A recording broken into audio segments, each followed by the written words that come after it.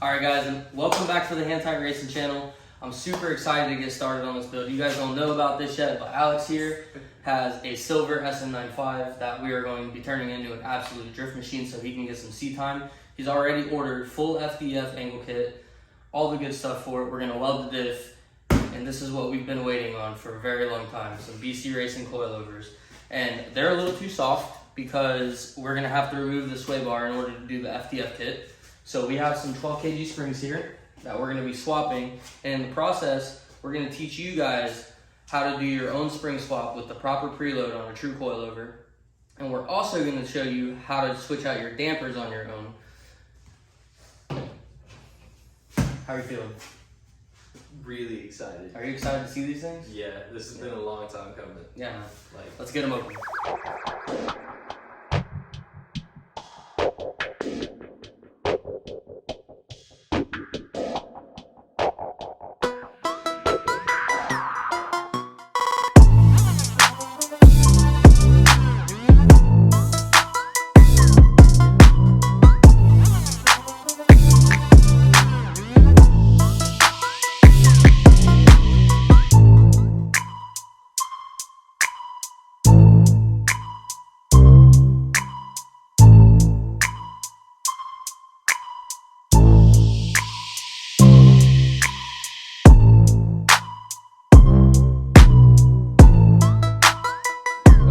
All you're going to need to do this is a 17mm wrench, a 14mm wrench, a 5mm Allen key, and it really helps if you have this impact with the 17mm socket on it.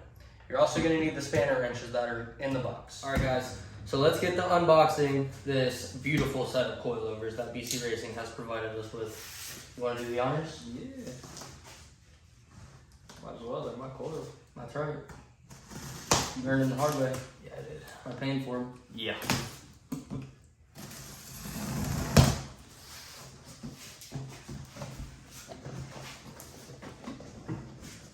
More unboxing. The box.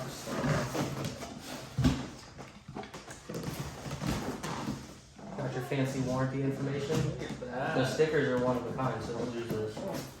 We don't have those. What do we got? What do we got? That's rear. Check out the fronts. Which one is fronts? Yeah. Let's see them fronts. Get that out of the way. Them bad boys. Oh, yeah. Look at that. Look at that. That's a pretty product. That's a nice looking We're coilover. doing a really good job at containing my excitement right now. But yeah, I'm really happy about this. Awesome. You can grab that other one out of there.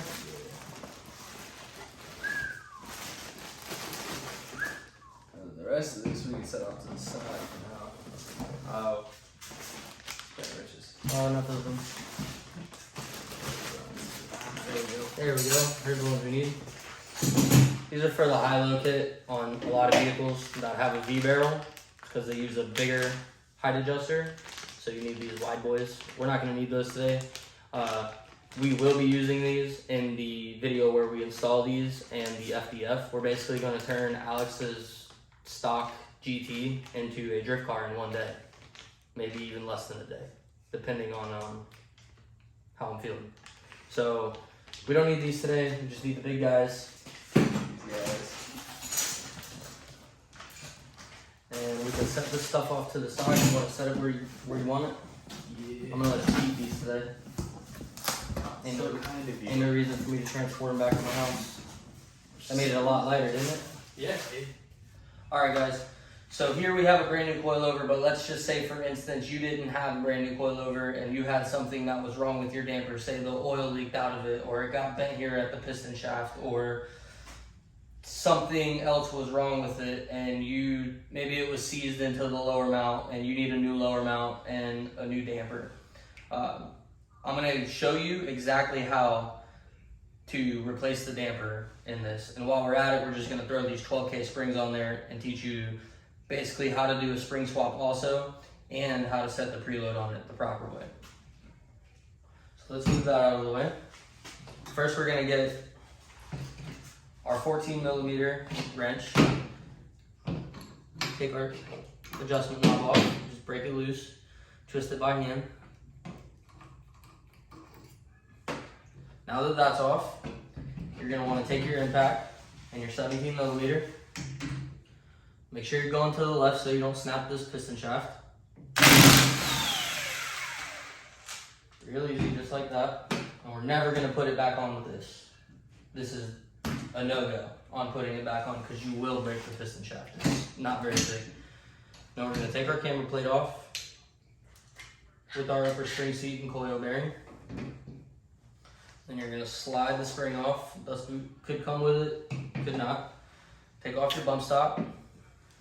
Take off your plastic isolator. Lay it back down. Grab the small spanner wrench for the middle lock ring. Put it on there. Going to the left. Make sure you're going to the left. Give it a nice little pop like that. Separate these two. And then this one's closer to the bottom, so we're just going to go down with it.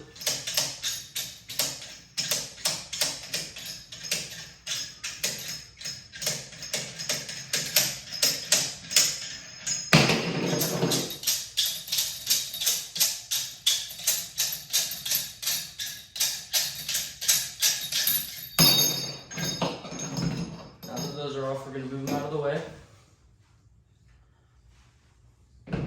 Then we're going to work on the lower lock ring for the lower mount. Were you going to tell me the wrong way? Yeah, I was going to. Then I realized it's backwards. So now that it's loose, we're going to get our lower mount off. Now I recommend that you guys clean your coilovers at least every 2 months, especially if it's a daily driver. If it's a track car, you might be able to get away with it longer depending on what kind of track you're doing and how the surface is where you race. But I recommend keeping these clean. It'll save you in the long run because if enough dirt does get down inside there, these can't seize up.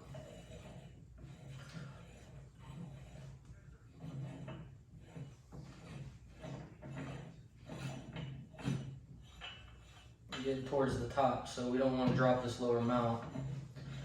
Not because it'll hurt it, but it's too pretty to scratch.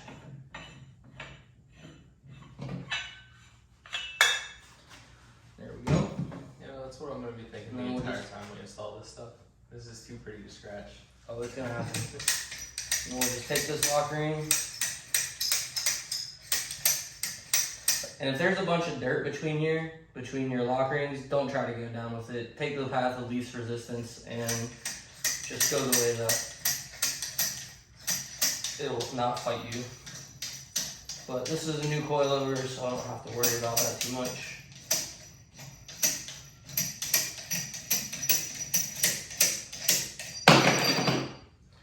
Awesome. And that's how you disassemble it. Now we're going to get the new damper and we're going to start the reassembly. So we're going to start, I like to start with the lower mount and the lower lock ring. So I'll put that on there. I'm going to go pretty high with these because I know that we have 2-inch drop knuckles. So I'm going to try to, you have a tape measure?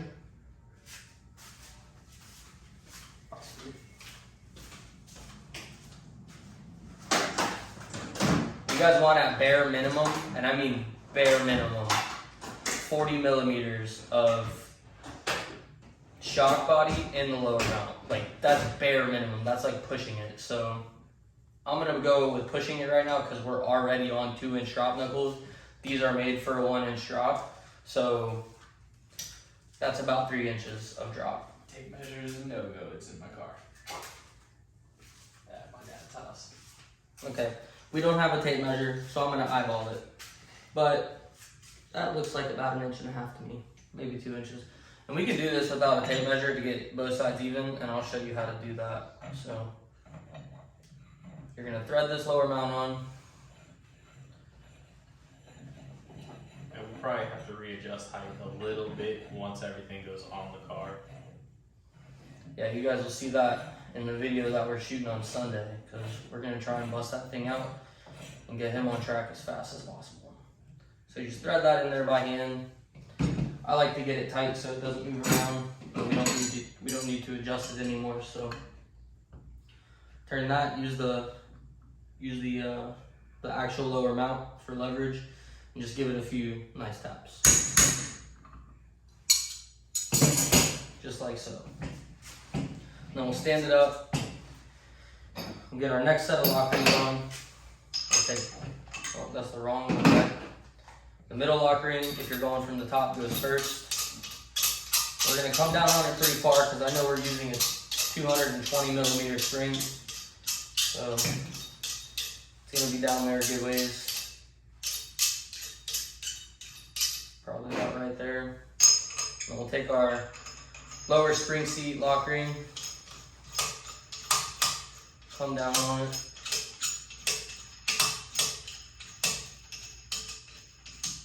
Till it touches.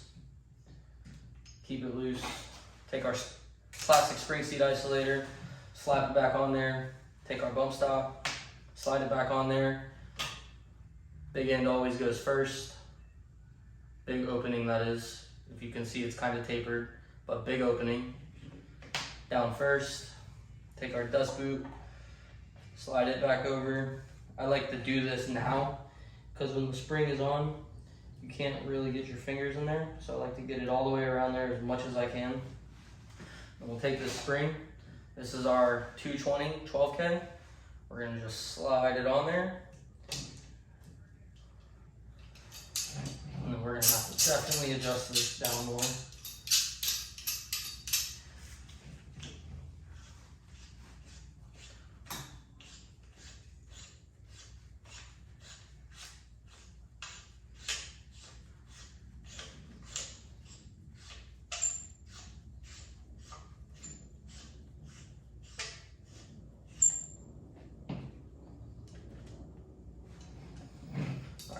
Put our camera plate on and see what we have.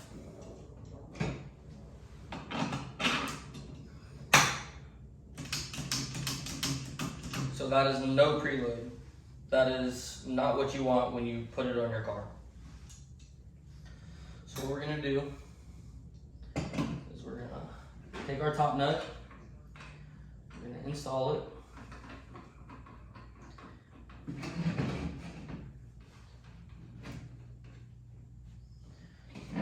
We're going to take our 17 and our 5 millimeter Allen key, and we're just going to get it on there.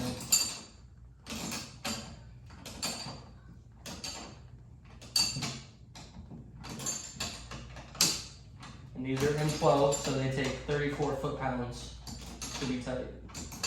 So not too much. Remember, it's just a tiny top pin. It can be snapped very easily. You guys are stronger than you think, I promise. Another way to do this is you can hold the wrench, twist it like that until you get it tight, and come back, hold it. Perfect. So as you can see, the spring has 0 preload right now. So what we're gonna do is we're gonna take this lock ring and go up with it until it touches our upper spring seat and coil bearing. You're gonna do this by hand. So then once it touches, if there's a gap between these two lock rings, you're gonna close that gap, just like that, and then you're gonna take the big spanner wrench and turn the big lock ring, and what that's gonna do is it's gonna push this, it's gonna compress the spring because this is tight now. So it's not going anywhere. And you want to turn it as much as it takes to fit this big spanner wrench between these two lock rings. Once you can do that, you'll take the middle lock ring and you'll tighten it back up to the lower spring seat lock ring. And it's going to get kind of tough at the end because you're working against the spring. Depending on what spring rate you're working with, do your best not to turn the middle lock ring. So just kind of be careful, take your time.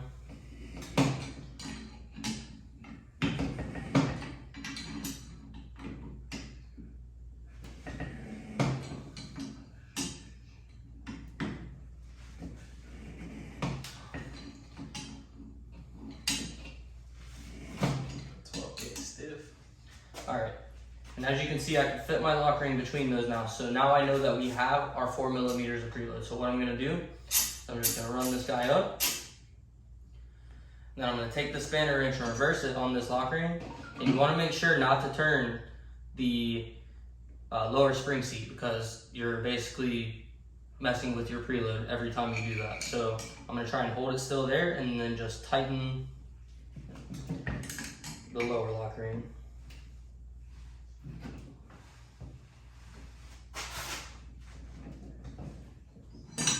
Just like that. And it's that simple, guys. That's a new damper with the new spring, proper preload. We're good to throw this in the car. All right, guys, and now that our coilover is reassembled with a new damper and a new spring, we're just gonna take our adjustment knob, screw it back on there until it touches. Grab our 14 millimeter wrench. And this is an adjustment knob, so it definitely doesn't have to be that tight. You just wanna give it a little. And now we're really ready to throw it back in the car. All right, guys, so that's pretty much how you do a damper swap and a spring swap at the same time. You can just break the video down and do one at a time if that's what you're doing. This should help everybody. If this video is helpful to you, please subscribe to the YouTube channel. It's greatly appreciated from me, Alex, and the rest of the Hand Tie Racing team. And now we're just gonna get back to building your car, huh? Yeah. Let me hand you your baby. My baby. It's like holding your newborn for the first time, bro. I've been needing this in my life.